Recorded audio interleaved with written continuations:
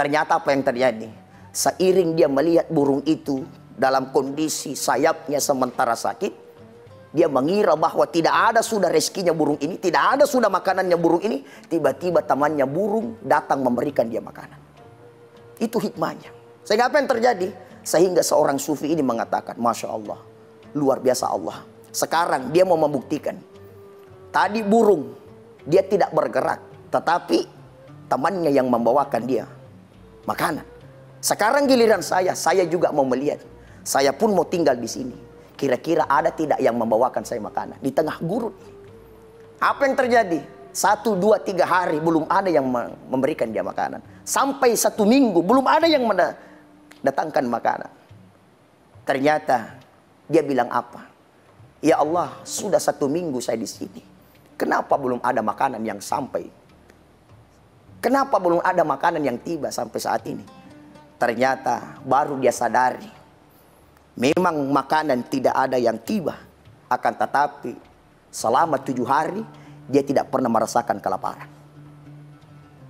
Selama 7 hari, 1 minggu dia tidak pernah merasakan kelaparan. Itu artinya para pemirsa hadirin yang saya hormati, memiliki ketawaduan.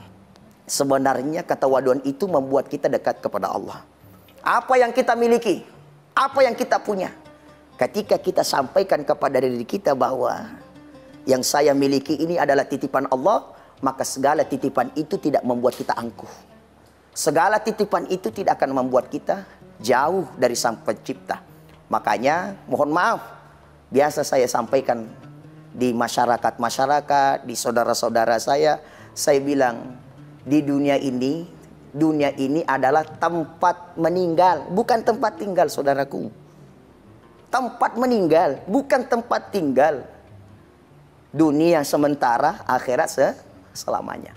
Maka tadi kita jaga baik-baik.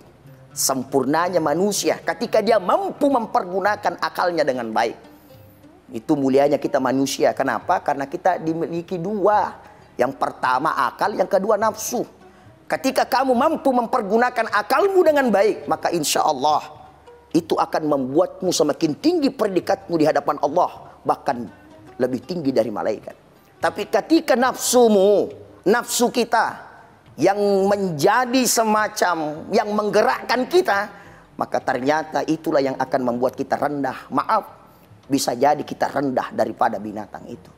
Maka di dalam kajian ilmu tasawuf itu disampaikan bahwa sebenarnya nafsu itu ibarat api, saudaraku. Nafsu itu ibarat api. Bagaimana api? Rumah ini adalah tubuh kita. Ketika di dalam rumah kita mampu membesarkan api, kita mampu mengecilkan api, maka itu akan bermanfaat kepada orang itu. Apa yang kita pakai memasak itu kan api.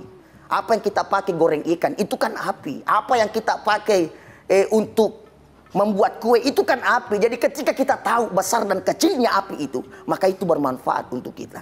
Tapi coba bayangkan, ketika api lebih besar dari rumah, ketika api lebih besar dari tempat tinggal kita, ketika nafsumu lebih besar daripada tubuhmu, maka itulah yang merusak. Itulah yang merusak. Makanya mari kita jaga baik-baik. Mudah-mudahan kita tidak tergolong tsumma radadnahu asfala safilin. Mereka rendah karena mereka sendiri yang merendahkan dirinya. Mudah-mudahan kita menjadi sosok orang beriman. Illal ladzina amanu. Apa itu iman? Al-imanu huwa tasdiqu bil qalbi wa iqraru bil lisan wa a'malu bil arkan. Yang dinamakan dengan iman, membenarkan dengan hati, mengucapkan dengan lisan, dan melakukan dengan cara mengamalkan dengan tubuh ini. Saudaraku para pemirsa, mudah-mudahan kita juga mampu beramal soleh, berbuat baik di mana-mana. Insya Allah, yakin semulia Nabi Muhammad, seagung akhlaknya Nabi Muhammad, yang kita tahu orangnya mulia, orangnya diagungkan, bahkan Allah sendiri yang memberi kemuliaan. Wa innaka la'ala khuluqin azim, kepada junjungan kita Nabi besar Muhammad SAW. Tetapi toh masih ada yang tidak suka dengan Nabi kita Nabi Muhammad SAW. Bagaimana dengan kita yang notabene hanya manusia biasa? Makanya prinsipnya adalah jangan berhenti menjadi orang baik. Jangan pernah berhenti menjadi orang baik. Tidak ada orang di muka bumi ini, saudaraku yang dimuliakan Allah, tidak ada orang di muka bumi ini semuanya suka sama kita. Pasti ada-ada aja yang tidak senang sama kita. Maka tadi saya katakan, berbuat baiklah niatnya karena Allah. Mudah-mudahan apa yang kita dengarkan tadi bisa kita aplikasikan, bisa kita jaga dengan baik. Akhlaknya tanah, mudah-mudahan sifatnya tanah, mudah-mudahan kita bisa aplikasikan. Yang pertama, tanah itu identik dengan kejujuran. Ya, orang menanam padi, yang tumbuh adalah padi. Orang menanam cengkeh, yang tumbuh adalah cengkeh. Maka jadilah orang yang jujur.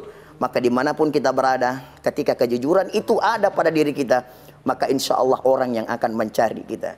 Yang kedua, jadilah orang sebagaimana tanah.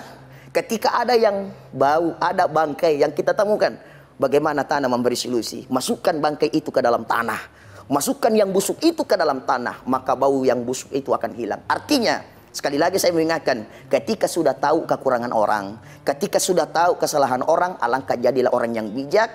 Jangan sampai kekurangan orang menyebar kemana-mana, itu karena kita. Itu jangan sampai. Yang ketiga, bagaimana tanah? Tanah itu identik dengan, memang dia dibawa, kita injak, apa dan sebagainya. Tapi itu menandakan ketawaduan. Ya, itu menandakan ketawaduan. Maka dari situ, hidup di dunia ini pasti dan pasti memiliki banyak tantangan.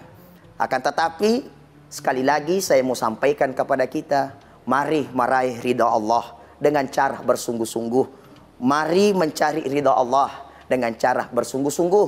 Kita tidak tahu ibadah yang mana kita lakukan, Allah tulus menerima kebaikan kita itu. Kita tidak tahu. Maka dari situlah, biasakan diri kita. Biasakan diri kita.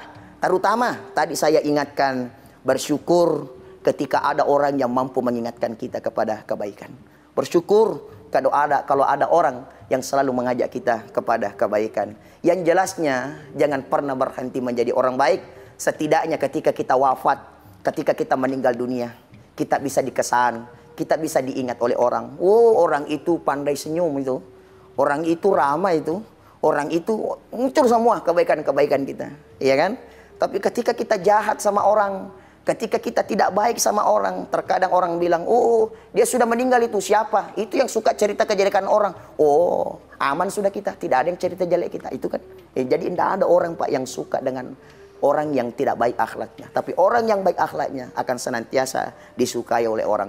Sekali lagi, ketika ada orang yang masih jelek dia punya sifat, rangkul dia. Jangan pukul dia, ajak dia, jangan ejek dia, jangan bully dia. Tapi mari kita saling mengingatkan, meraih dan menggapai ridhonya Allah Subhanahu wa Ta'ala. Saya mohon maaf apabila ada kekurangan, saya mohon maaf apabila ada kekhilafan. Sebagai manusia biasa, kita yakin bahwa kita tidak pernah jauh dari kekhilafan dan kesalahan. Mohon maaf atas segala kekurangan. Mudah-mudahan kita selalu dalam lindungan Allah. Insya Allah, mudah-mudahan keberkahan senantiasa menghampiri kita semua. Hadanallahu wa iyyakum ajma'in. Wallahul muwaffiq ila aqwamit thariq. Wabillahi taufiq wa sa'adah. Assalamualaikum warahmatullahi wabarakatuh.